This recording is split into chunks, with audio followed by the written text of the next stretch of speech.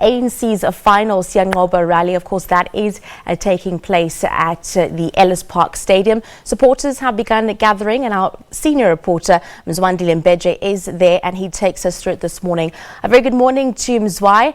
What's happening now as we continue to see some of the supporters trickling into the stadium?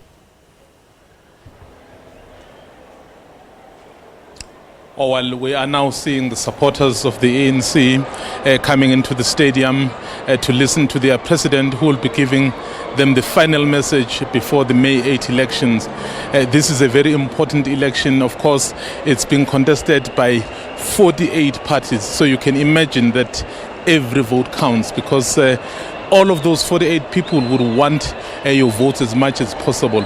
So the president of the ANC will be speaking to the supporters of the ANC, but of course making sure that his message goes beyond those that are already converted.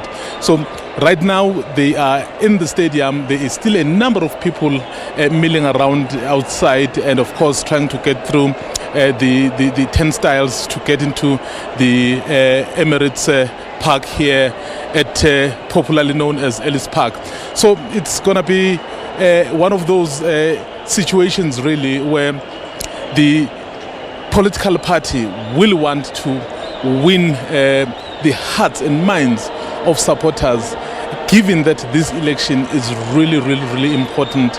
Remember, the president of the ANC would actually want to get his own mandate, because in terms of the constitution, this mandate that he is currently having as head of state is basically concluding the mandate that had been given to the fifth administration, the one that is exiting, which was headed by former President Jacob Zuma. As we head to the sixth administration, I can imagine that he would really want to walk into that union buildings with a resounding victory and with that confidence from South Africans, so that he is able really to push the kind of projects and programs that he has promised the people of South Africa. We've heard throughout when he was addressing those rallies, we've heard him when he was launching the manifesto of the ANC in Durban 3 months ago. He's been speaking very strongly on issues of good governance, and of course on issues of corruption, and cleaning a number of areas that perhaps may have been compromised in the past few years. So we will actually hear him repeat that message. We will hear him call on South Africans to rally behind the ANC. Remember, the electoral system of South Africa is you actually vote for the party, and then after voting for a party, the party that gets the majority, for it to be able to form a government, it needs a 50% plus. And the election then of the president is quite important, because it's the parliament that elects the president. Out of all those people who will be contesting, remember, at national level, so they are contesting for 400 seats. So in that 400 seats, so once you are guaranteed of 201 seats, so basically we can be assured that you'd be able to elect a president in parliament. And then from there it becomes the issue of inauguration. We know that the inauguration this time around will not necessarily be at the union buildings where it is traditionally held, but it's been moved to Loftus Stadium, which is about a few kilometers away from union buildings. So this will really be the start of this new sixth administration. Of course, the ANC, which has been in power for 25 years, we've heard from the people really that we spoke to, the Deputy Secretary General Jesut Duarte, saying they are hopeful that they will get a resounding victory. We've heard from Ronald Lamula, the NEC member who used to be a leader in the ANC Youth League, saying he believes the young people of South Africa would really entrust their hopes onto the ANC, which has been in power for 25 years. But as I'm saying right now, whilst the ANC is perhaps confident of being returned to power, the fact of the matter is that there are other parties out there, as I've mentioned, 48 of them. But of course, the important parties that have really perhaps posed a serious contest would be the official opposition that held its rally yesterday in Dobsonville, and the third biggest party, the Economic Freedom Fighters, which, as I speak, is also holding its own rally at Orlando, where my colleague Mangoba Mchunu is standing by. Over to you, Mangoba.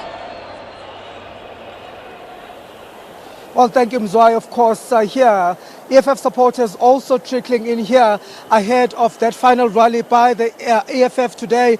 Of course, a very important rally here today at the Orlando Stadium as the EFF reaffirms its message to voters, hoping to also woo those who are not still sure of who they are going to vote for. Of course, we expect the EFF to really speak more of its manifesto and also to reaffirm its manifesto with so far as jobs are concerned, with so far as youth is concerned, healthcare is concerned, but most importantly, the issue of land, which has been one of the messages that the EFF has been driving. Of course, you recall that it's been the party that's been supporting land seizures as well as supporting expropriation of land without compensation. So those are some of the messages that we're expecting to hear this morning from the Commander-in-Chief, Julius Malema, who's expected to deliver his speech around about 1 o'clock this afternoon. Of course, you can see behind me supporters starting to arrive in their numbers, but of course, many buses still arriving here at this point at the Orlando Stadium.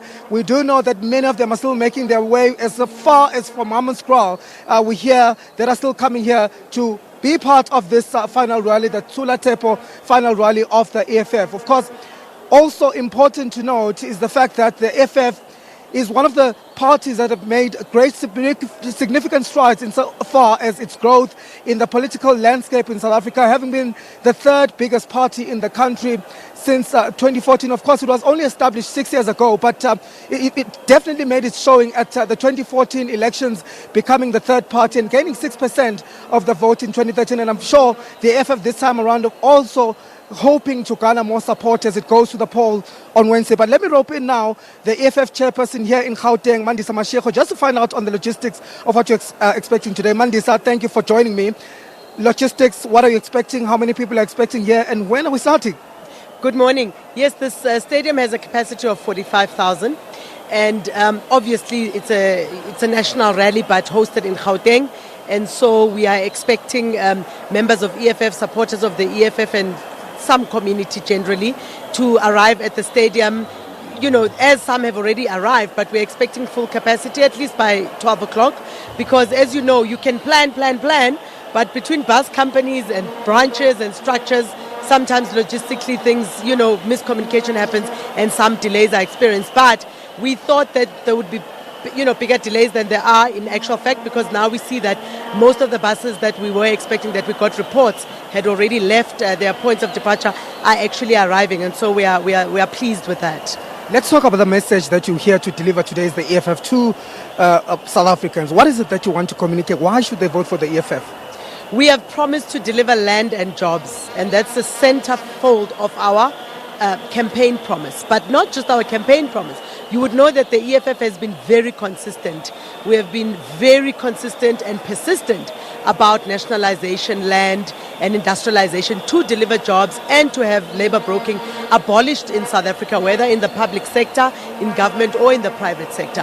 And so our biggest issue is the inequality and the poverty. So the central message is going to deal with that. Crime in Gauteng is out of control, and in general, the criminal justice system has failed women. You know, we marched on the 18th of April to the Constitutional Court to demand that all judges be trained right up to justices. And so we expect the Commander-in-Chief to reinforce that message. We have a very comprehensive manifesto. We've been debating it with various parties. We've even been invited by various organizations, stakeholders, especially special interest groups that have invited us, such as the Treatment Action Campaign, Black Management Forum, the Johannesburg Chamber of Commerce and Industry, for instance, amongst others. And so there's been a much greater interest from specialized groupings, from communities. We've also had extensive consultations with many communities here in Gauteng. And so we are expecting growth. We are expecting phenomenal growth in Gauteng. An event on its own doesn't really tell you much. I mean, it can be filled to capacity and you can underperform, or it can be underfilled and you can exceed your performance, because there are 6 million voters and there's not 6 million seats in the stadium. So there's only 45,000. Soweto alone has got almost 700,000 voters. And we know that in Soweto we are already marking growth because the so-called traditional voting base of the ANC, which are the elderly persons who have been on the voters' roll since 94, a lot of them have shifted and told us they're going to vote for the EFF. Because of the dire situation they find themselves in, the child grants are not enough, the hospitals are collapsing, they don't get proper service, social services, social development department has let them down many times. Crime is a problem. They are overburdened by children and grandchildren in their homes. They need the country to create jobs so that their grandchildren can have jobs. They want to, when they leave this world one day, at least have the sense of inner peace, that they left their children in a better country than what they experienced for majority of their lives. They were disappointed by the democratic dispensation. It didn't give them what they expected. And so they've all indicated that they thought EFF was for the youth, but they actually realize it's not, because the land question has affected them, our grandparents, more than it affected us, because they felt the dispossessions, they lived them day in, day out, and they felt the application of apartheid, separate development and racist policies that were driven towards impoverishing black people. So we know for a fact that our message is finding resonance with South Africans and Gautengers here in Gauteng. You know, Gautengers are the most robust people. They'll tell you straight in your face, we are better. They used to tell us in 2013, you're too young, we don't trust you, you are running away from the ANC, this and that. Today, it's a completely different story. They've read our message, they've understood it, they've digested it, and we are happy. Okay, let's talk on that, the growth that you're expecting. Of course, some polls already indicating that you could go up to as far as 10% to 14% of the vote. Are you confident that you've done enough in your campaign to woo voters and that your message has resonated with potential voters? I think there are several provinces where EFF could win outright. Gauteng, Northwest, Limpopo, very high possibilities of actually winning it. And an outright victory, by the way, because we're a 6-year-old party, doesn't mean 60%, 50%, 45% for the EFF is an outright victory, because, we've taught South Africans what is democracy. We have taught South Africans that influence is more important than the actual number of votes you have received. Being genuine, being committed, being honest, representing the 50,000 or 500,000 people who voted for you, as in our case, is more important. And so we have delivered promises on our commitments to people who didn't believe that it was possible, that a small organization could deliver. We delivered mobile clinics in Johannesburg through the vote with the DA because we demanded it in exchange. So when you trade off your vote with other parties, should you go into a coalition, and you trade it off to benefit a constituency. So when we say, for instance, we don't want labor brokers, we want it to be abolished, and all workers who are working for labor brokers know what that means. That it means instead of earning 2,500, they can earn 6,000, even up to 10,000, like the security guards of Johannesburg are now earning above 8,500 with pension fund, with medical aid. It resonates with everybody else. We have had massive constituencies come to us, to the extent that we cannot service all of them. And leading up to this election, if I can tell you, we've left many workers unattended in terms of meeting with them. EFF, please come, we need to talk to you. This is what is happening. Private sector and government. So our growth is not based on thumb-sucking, sentiment. It's not based on emotional analysis. It's based on the hard work we have done door to door, community by community, meeting by meeting, stakeholder by stakeholder. Questions, motions in parliament, legislatures, and also in councils. It's based on even international organizations who have called us. You would know that when the international voting started, you know what happened on social media. And so we have broken homes that are so-called traditional bases of the other people. I have friends who are ANC members, their children tell me, no, Mama Mandisa, we are voting for EFF. And so in every home, there are EFF votes. In every home. We have even attracted white people. Colored people are coming to the EFF. Indian people have come to the EFF. The EFF is a socialist revolution. The one that not only South Africa has been waiting for, but Africa at large. Okay, let's talk about the fact, of course, the EFF in 2014 and in 2016 in particular being the kingmakers. And of course, we spoke of coalitions with the DA, but that coalition, of course, not smooth sailing. This time around, are you willing to go into coalitions, and who would you go into a coalition with? Well, we are not in coalition with the DA. We vote with them because it's not a permanent arrangement. It's like fat and set, whereas you don't have to divorce because you didn't sign a marriage license. And so that has actually worked wonders for us. We were able to remove Solim Simang from Tshwane because we have said we don't want to tolerate lazy public representatives. Solim Simang refused to do things that Herman Mashaba has already started implementing. Herman Mashaba has insourced the workers from Pick It Up. He has insourced the security guards. We are now busy with the cleaners. He has now implemented the mobile clinics that we demanded for our poor communities who are waiting for permanent structures. He's now busy with the service stands. All of it, EFF manifesto. But are you willing to work with the DA again? I know you've also said that you're not considering any coalition with the ANC. What's your position? Let's see numbers. Because Abantu Bagiti deserve us to represent them genuinely. We're not going to play games with the racist organizations. The DA has insulted us in front of the entire country. Akekho umuntu ongawabonanga ama-advert we-DA where they were insulting the EFF. How do you insult people who said, instead of going with a black party, we go with an outrightly racist party that everybody knows wants to support and maintain white privilege? And we vote with them because we didn't want money to be stolen by the ANC. That was our only reservation with the ANC. And of course the fact that they didn't meet any of the demands we gave them.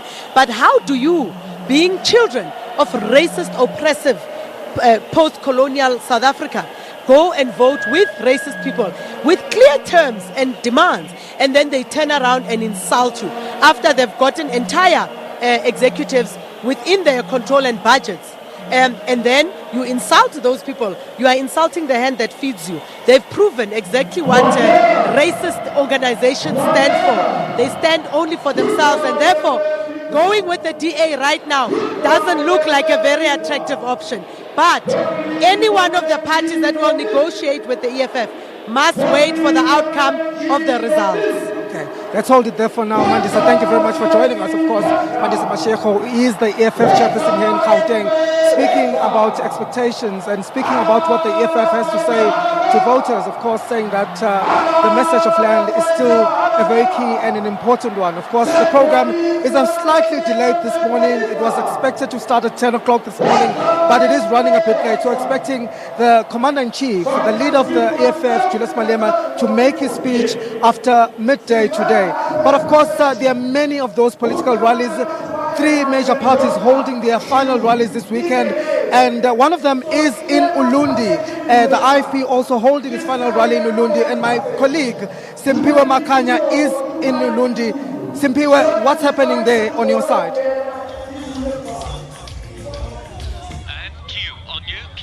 Well, thank you very much there to my colleague Mangoba Mkhuno. We are coming to you live from Ulundi Stadium.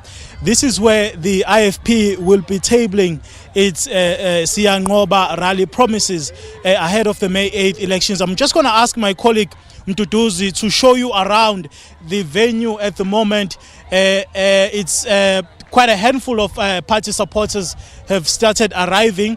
We understand, of course, that proceedings will get underway just after 1 o'clock this midday. The party leader, Nkosi Mangosuthu Buthelezi, will then present the main speech today. But with me, I have one of the party supporters, Umama Hlengiwe Ndlela. Hlengiwe, thank you very much for joining us. Perhaps as a person who supports the IFP, what are some of the issues that you want the party to focus on? Thank you very much. One of the issues that we, as the IFP, we want the government to support on is basically the youth, mostly youth support. So youth, we've got a very capable youth, but as Nagi is uhulumeni lokhona njengamanje. But with the IFP, siyazi ukuthi sizoyiphatha kahle youth, and ama households amaningi manje awasaphethe abantu abadala, seku youth ephethe.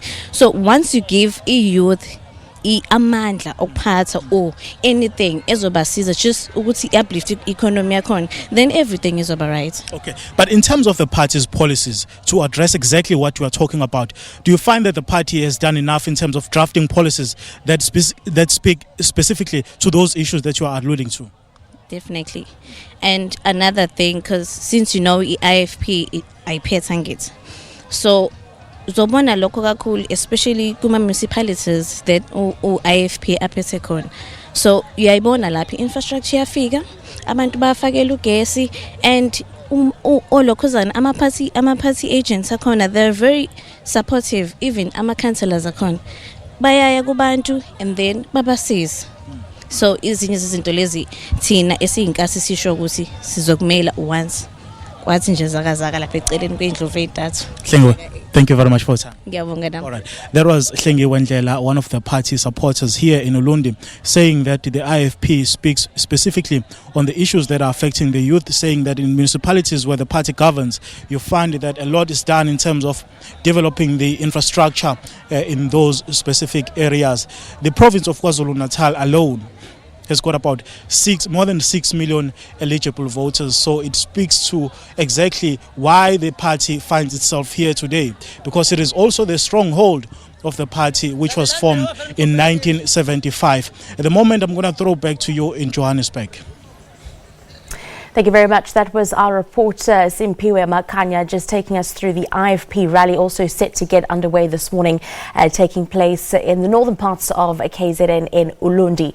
Well, to discuss all the political rallies, what we can be expecting, and the different types of political parties that we will be seeing post-election and pre, our political analyst joins us this morning in studio, Mr. Michael O'Donovan. Very good morning to you, sir. We thank you very much for your time. Good morning. Essentially, let's start, of course, we'll start with the ANC. Their election rally is taking place this morning at Ellis Park in Johannesburg. Are we seeing a less confident ANC going into these elections? Well, we're seeing an ANC that where Cyril Ramaphosa has to put his stamp of authority. He's got to persuade a lot of people to vote for him as a person, while we are actually standing for a party. The ANC is divided. In the minds of a lot of the electorate, there is Cyril, and there is an ANC that is struggling with credibility. And it appears from the campaigning that the Cyril probably has more traction with voters. And he has to compel people to say, this is the new dawn. Vote for me, give me that chance. And the ANC will do whatever you ask of us. All the parties are really having to struggle against a common enemy, and that is going to be apathy amongst voters. I suspect that the voting turnout is going to be the lowest we've ever seen for a national election. And a low turnout is really going to hurt the bigger three parties. Essentially, with that being said, do you think that the ANC president, Cyril Ramaphosa, has been able to strike that balance in actually, being strong as a president, both of the country and within the ANC, without blurring those two lines and actually being able to do the things that he wants to do, specifically in the party, in the ANC, being, rife with corruption allegations all throughout the course? We've had high expectations from President Ramaphosa. I think a lot of people expected to see a lot more in terms of prosecutions, people being fired, a lot more, shall we say, motion within government departments where people that with suspect credentials have been removed. And we haven't really seen that to any significant extent. Obviously, it takes a long time for a new director of the National Prosecuting Authority to turn that ship around. So I think the tempo has been too low for people to believe that there is a new dawn. And this rally really needs to be one where Cyril can go and turn around and say, yes, I am that new dawn. This is where it starts.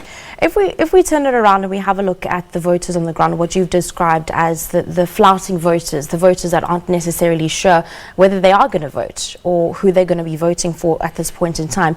Hearing the views from Bandisa Macheko, the chairwoman of the EFF, she mentioned something when she was speaking to our report on the ground, Mangoba, and of course getting a reaction from you. She was saying, influence seems to be more important than the votes that are being received. Also very confidently stating that in some provinces she believes that the EFF will be taking an outright victory. Well, politicians do what politicians do. If the EFF was to get at the upper end of the polls at 14%, it doesn't mean they're taking any province. It's extremely unlikely. But all three parties that we saw are playing a great deal of emphasis on the youth vote, which strategically is probably a massive mistake. 80% of the registered voters are not youth. And this constant emphasis on the youth may not endear them to the traditional experienced voter. And so they're all competing for the same very small pie, and all have different interpretations of what will attract the youth vote. The EFF, on the other hand, was actually handed a massive advantage by the ANC when the ANC decided to pass law that will invest ownership of land in traditional leaders. And this is not going to go down well with the members of traditional communities.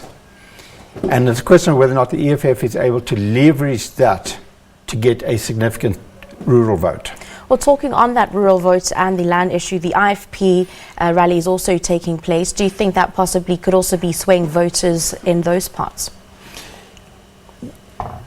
I believe that may very well be the case, because KwaZulu-Natal is the area that's been most affected by the vestige of power and influence in the Zulu king.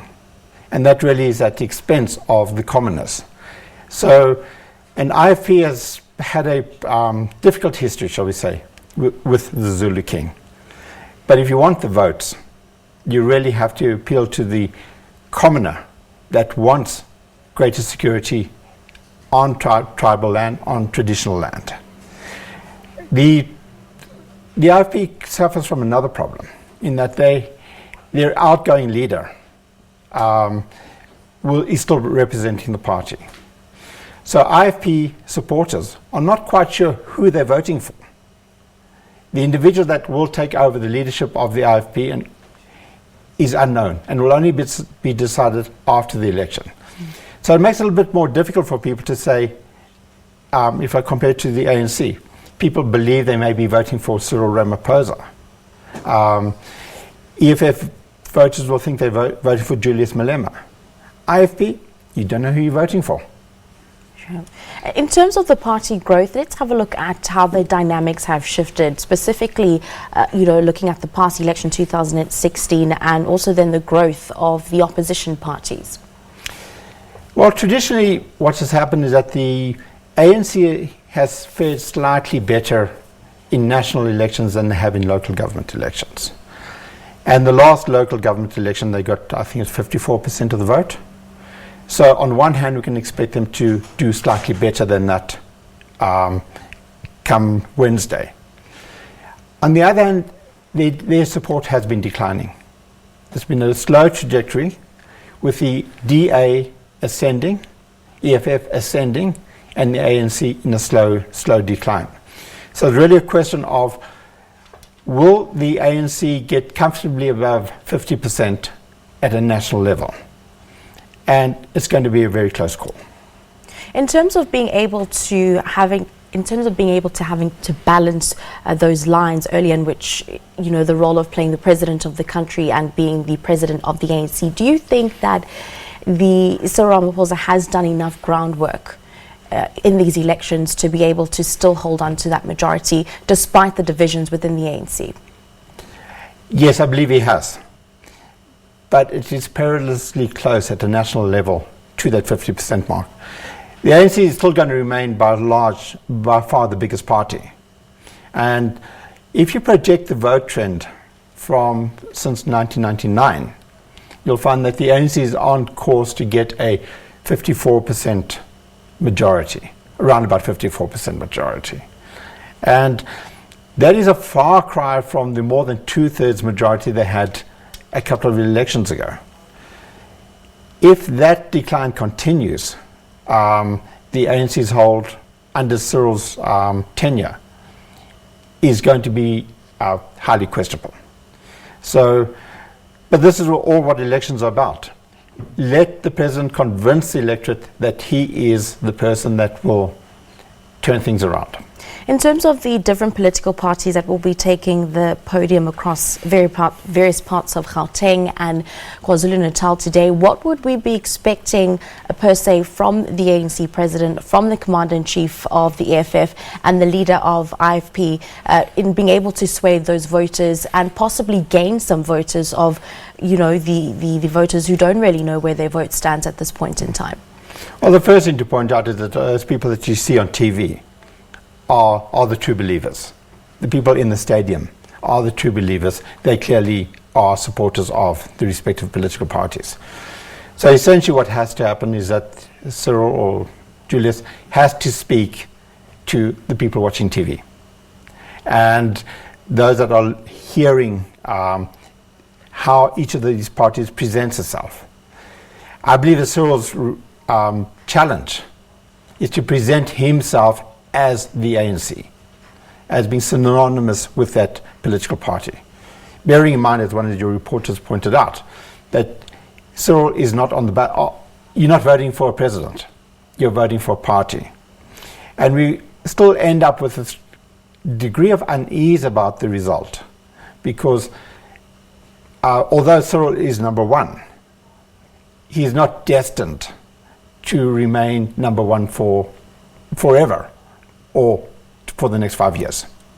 And in terms of Commander-in-Chief Julius Malema, and you know, speaking to the chairwoman earlier, the influence that the EFF seems to have specifically on social media, specifically amongst the youth, and being what people would term the voice of the people. It's very dangerous to take social media as an indicator of anything. It occupies a great deal of our time and our minds, particularly amongst urban people, and particularly amongst people with that are relatively affluent.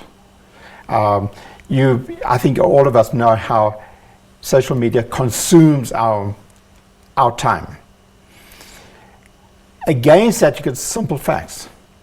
Less than 1 in 5 people aged 18 or 19 have registered to vote. So the vast majority of potential supporters of a young party somebody didn't register and cannot vote. So, and I think that comes back to what I was referring to earlier about the apathy that pervades the electorate. And that apathy extends to older voters as well. They have been shocked by recent events.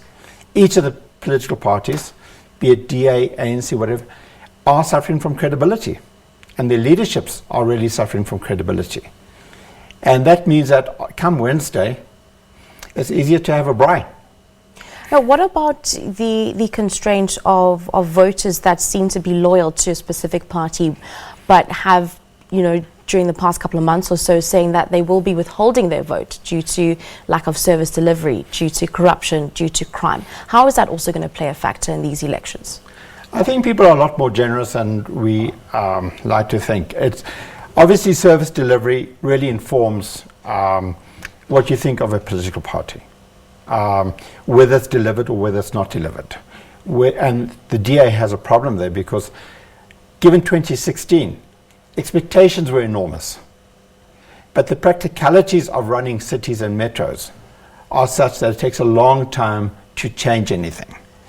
So whether or not people are disappointed or not in their administration of the cities will influence how they vote.